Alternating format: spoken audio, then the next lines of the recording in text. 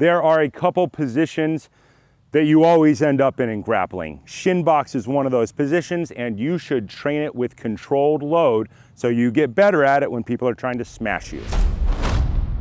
The Shinbox position is called a bunch of different things. I call it a Shinbox. Some people will call it a 90-90. I call it a Shinbox because it's more of a box. Dancers tend to call it a 90-90, but I know that different parts of the world, grapplers call this a different thing.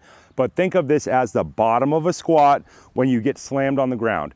Your goal is to have both hip bones on the ground. The better you get at it, the better you get at not getting ripped in half. We're gonna get down to the ground any way we want. I like to do a classic get down, a gun get down, or a Turkish get-up get down. Knee on the ground, find the ground, sit all the way down. The 90-90 or the Shinbox is feet shoulder width apart. It should be the distance from our ankle to our knee all the way down.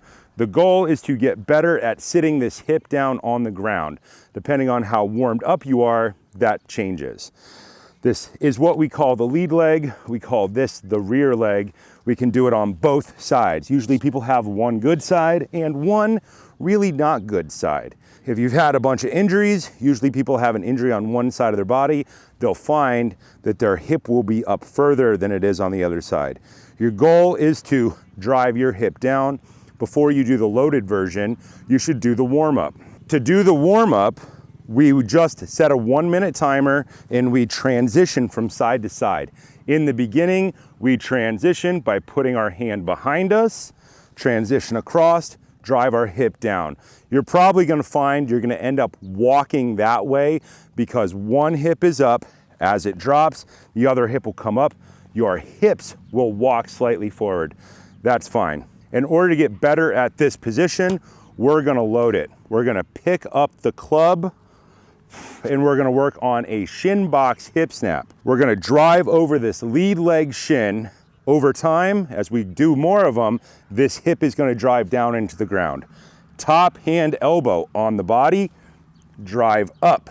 First one's always rough. Squeeze the glute, get down, drive up, squeeze the glute, try to drive the hips as far forward as possible and keep the rib cage down, get down, drive up, get down.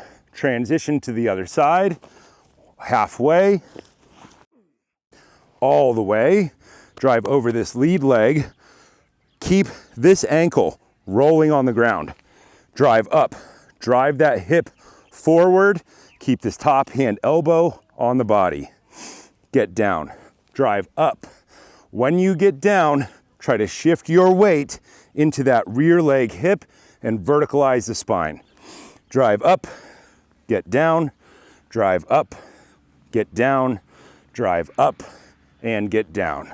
Come back to center, grab the club, flip it over, set it down. This is part of a bunch of different grappling moves. You can take all of the ground engagement positions you have, you can break them into pieces, and you can work on each individual piece.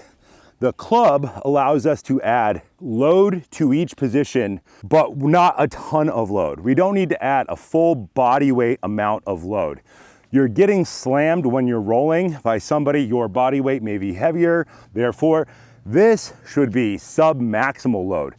A light club focusing on keeping your body in the best position possible. Sub-maximal load here to help you get loaded mobility and activation so you can transfer that to your rolling game later on. This exercise gets more complex over time. Right now, it's just the hip snap. Later on, we add a bunch of different moves. We add pullovers, we add front presses to change the amount of load on the hips and wear. The idea is to juice our hips to make you better over time. You have a bunch of positions, you work on them in a bunch of different ways, just like your grappling game. With this ground engagement training, the weight will be lighter than it is with your standing heavy club training. Think 50 to 60% of your standing weight. Repeat this type of training forever. When we train for grappling, we work on different moves that are all in the same families of movements. Just like you do in grappling, you have families of movements and they get more or less complex. People find new entrances, people find new exits, people find new counters. Train from standing into ground engagement and train from the ground position specific to your sport back to the standing position. You can always make smaller pieces, but the goal is to figure out how to get up and down off the ground better with loaded rotation power training.